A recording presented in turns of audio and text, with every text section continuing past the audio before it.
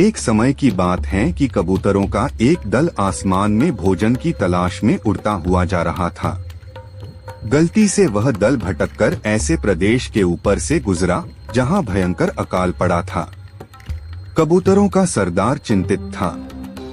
कबूतरों के शरीर की शक्ति समाप्त होती जा रही थी। शीघ्र ही कुछ दाना मिलना जरूरी था। दल का युवा कबूतर सबसे नीचे उड़ रहा था। भोजन नजर आने पर उसे ही बाकी दल को सूचित करना था। बहुत समय उड़ने के बाद कहीं वह सूखाग्रस्त क्षेत्र से बाहर आया।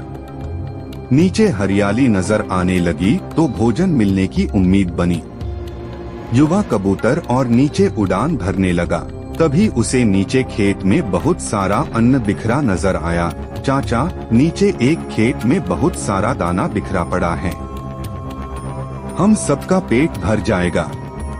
सरदार ने सूचना पाते ही कबूतरों को नीचे उतरकर खेत में बिखरा दाना चुनने का आदेश दिया। सारा दल नीचे उतरा और दाना चुनने लगा। वास्तव में वह दाना पक्षी पकड़ने वाले एक बहेलिये ने बिखेर रखा था। ऊपर पेड़ पर तना था उसका जाल।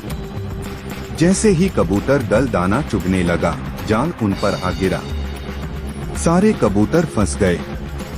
कबूतरों के सरदार ने माथा पीटा हो, यह तो हमें फंसाने के लिए फैलाया गया जाल था। भूख ने मेरी अक्ल पर पर्दा डाल दिया था। मुझे सोचना चाहिए था कि इतना अन्न बिखरा होने का कोई मतलब है। अब पछताए होत क्या जब चिड़िया चुग गई खेत। एक कबूतर रोने लगा, हम सब मारे जाएंगे। बाकी कबूतर तो हिम्मत हार बैठे थे, पर सरदार गहरी सोच में डूबा था। एकाएक उसने कहा, सुनो, जाल मजबूत हैं, यह ठीक है, पर इसमें इतनी भी शक्ति नहीं कि एकता की शक्ति को हरा सके। हम अपनी सारी शक्ति को जोड़े तो मौत के मुंह में जाने से बच सकते हैं। युवा कबूतर फड़फड़ाया, चाचा, साफ साफ बताओ तुम क्या कहना चाहते हो। जाल ने हमें तोड़ रखा है, शक्ति कैसे जोड़े। सरदार बोला, तुम सब चोंच से जाल को पकड़ो, फिर जब मैं फुर्र कहूँ तो एक साथ जोर लगाकर उड़ना। सबने ऐसा ही किया। तभी जाल बिछाने वाला बहेलिया आता नजर आया। जाल में कबूतर को फंसा देख उसकी आंखें चमकी। हाथ में पकड़ा डंडा उसने मजबूती से पकड़ा व जाल की ओर दौड़ा। बहेलिया जाल से कुछ ही दूर था कि कबूतरों का सरदार बोला, फुर्र। सारे कबूतर एक साथ जोर लगाकर उड़े तो पूरा जाल हवा में ऊपर उठा और सारे कबूतर जाल को लेकर ही उड़ने लगे। कबूतरों को जाल सहित उड़ते देखकर बहेलिया अवाक रह गया। कुछ संभला तो जाल के पीछे दौड़ने लगा।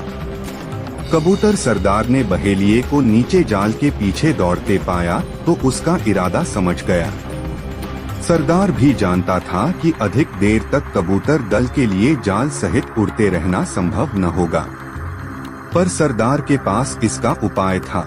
निकट ही एक पहाड़ी पर बिल बनाकर उसका एक चूहा मित्र रहता था।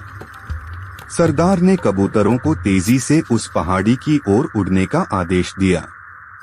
पहाड़ी पर पहुंचते ही सरदार का संकेत पाकर जाल समेत कबूतर चूहे के बिल के निकट उतरे। सरदार ने मित्र चूहे को आवाज दी।